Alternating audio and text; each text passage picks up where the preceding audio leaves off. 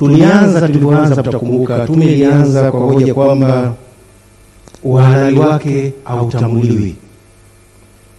Nadhani wote tunakumbuka uhalali wa tume ulikuwa unatiliwa mashaka. Sasa kwa bahati nzuri kesi ikafunguliwa Mahakama Kuu, ikasikilizwa na sisi tukatoa hati za viapo.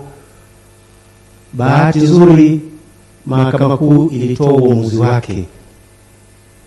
Sasa siku zote ni vizuri turejee hoja zilizowasilishwa Mahakama Kuu kupinga uhalali wa tume, na ni hoja hizo bado zingine zinaendelea kupinga taarifa ya tume. Mimi naamini Mahakama Kuu ilijibu hoja nyingi sana za msingi. Mtakumbuka Mahakama Kuu kulikuwa na hoja kwamba haina imani na wajumbe wa tume, kwamba wajumbe wa tume wana maslahi yenye migongano, kwamba wajumbe wa tume umri wao miaka zaidi ya 60. Kwa nini hakuna wajumbe kutoka chama cha wanasheria Tanganyika? Kwa nini hakuna wajumbe kutoka chama cha madaktari, baraza la maaskofu, BAKWATA, taasisi za kiraia? Na kulikuwa vile na hoja, kwa nini wale vijana ambao hawana ajira hawakufanywa kuwa wajumbe wa tume hii?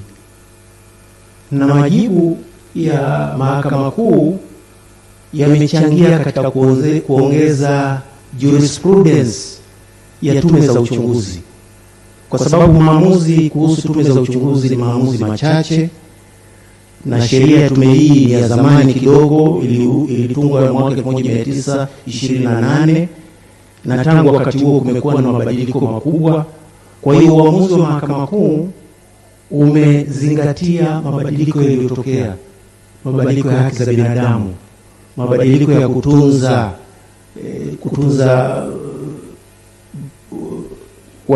kuwalinda mashahidi, kutoa haki kwa mtu ambaye anatajwa na tume lakini hana nafasi ya kujitetea.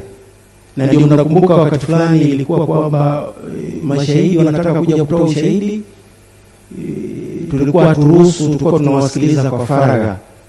Na tulikuwa tunawasikiliza kwa faragha kwa sababu mashahidi wengine walikuwa wanataja majina ya watu kwa majina.